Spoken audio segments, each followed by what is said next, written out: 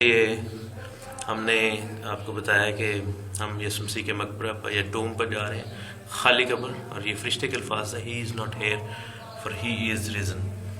اور میں آپ کو اس وقت ٹوم کے اندر دکھا رہا ہوں۔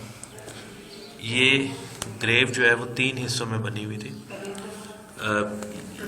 یہ جو ہے یہ ایریا یہاں پر یسوع مسیح کی باڈی کو رکھا گیا تھا۔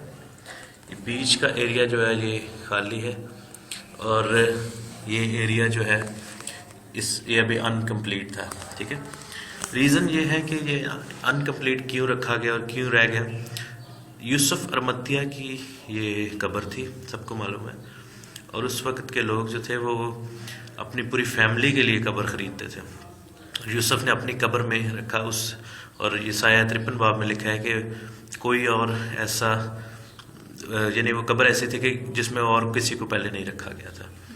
سو باڈی ادھر رکھی گئی تھی، اور جس ایریا میں ہم کھڑے ہو کر دیکھتے ہیں اس باڈی کو، ابھی تو یہاں پہ جنگلے لگے ہیں، یہ وہ ایریا جہاں پہ باڈی پریپیئر کی جاتی تھی۔ سو ہم باہر جاتے ہیں، باہر سے آپ کو دکھاتے ہیں کہ وہ ایریا کیسا ہے۔ یہ ایریا وہ ہے جہاں پہ باڈی پریپیئر کی گئی تھی، اور یہاں پہ اور لکھا ہے کہ جب مریم نے قبر کے اندر جھانکا تو اس نے دیکھا کہ باڈی نہیں ہے۔ سو قبر کے اندر ہم جیسے بھی جائیں اور جھانکیں تو سب سے پہلا جو ایریا ہمیں نظر آتا ہے وہ ایریا جہاں پہ یسوع کی باڈی پڑی ہوئی تھی، اور جہاں سے یسوع سے زندہ ہو گئے تھے، اور کپڑے وغیرہ جو تھے وہ صرف پڑے ہوئے تھے۔ اور امیر لوگوں کی قبر لکھا ہے کہ اس کو امیروں کے ساتھ اور ڈاکوؤں کے ساتھ جو ہے وہ دفنایا گیا، گناہ گاروں کے ساتھ۔ تو آپ یہ دیکھیں کہ یہ جو قبر ہے یہ پورا ایک آرچ بن رہا ہے، ٹھیک ہے، ایک پوری چٹان ہے، اور صرف امیر لوگ افورڈ کر سکتے تھے کہ چٹان کے اندر سوراخ کر کے کھود کے قبر بنا دی جائے، اور اس کے اوپر جو اوریجنل سٹون تھا وہ بھی اس شیپ کا تھا، کیونکہ وہ بہت بڑا سٹون تھا، اور اسی لیے مریم نے کہا تھا کہ یہ کیسے ممکن ہے ہمارے لیے کہ ہم اس سٹون کو ہٹا سکیں، اور اس سٹون کا یہ اتنا حصہ اب رہ گیا۔ اب یہ دیکھیں، یہ بھی بہت بھاری ہے، لیکن آبویسلی یہ چھوٹا سا حصہ رہ گیا۔ اور ایک اور میں آپ کو بتاتا جاؤں کہ یہ سٹون دیکھیں کہ کافی بڑا ہے لیکن پتلا ہے، ٹھیک ہے، اس کا جو سائز ایسے پتلا ہے، مطلب کہ یہ کم از کم 10 انچ کے قریب ہوگا، میری یہ جو ہاتھ کی چوڑائی ہے 10 انچ ہے۔ سو آپ دیکھیں کہ اس قبر کے دروازے کے ساتھ اگر ہم جائیں تو ایک یہ نالی سے بنی ہوئی ہے۔ یہ نالی کیوں بنی ہوئی ہے؟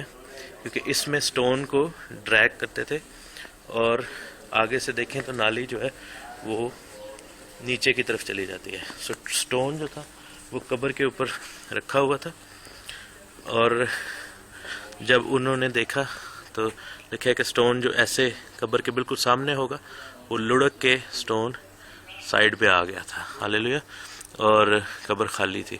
سو یہ ہے اصل جگہ جو کہ ہے۔ یروشلم میں ایک اور جگہ ہے جس پہ اوپر جو کہ کیتھولک چرچ والوں نے بڑا اس کو زور دیتے ہیں کہ وہ اصل جگہ ہے، اور وہاں پر بہت بت پرستی ہوتی ہے۔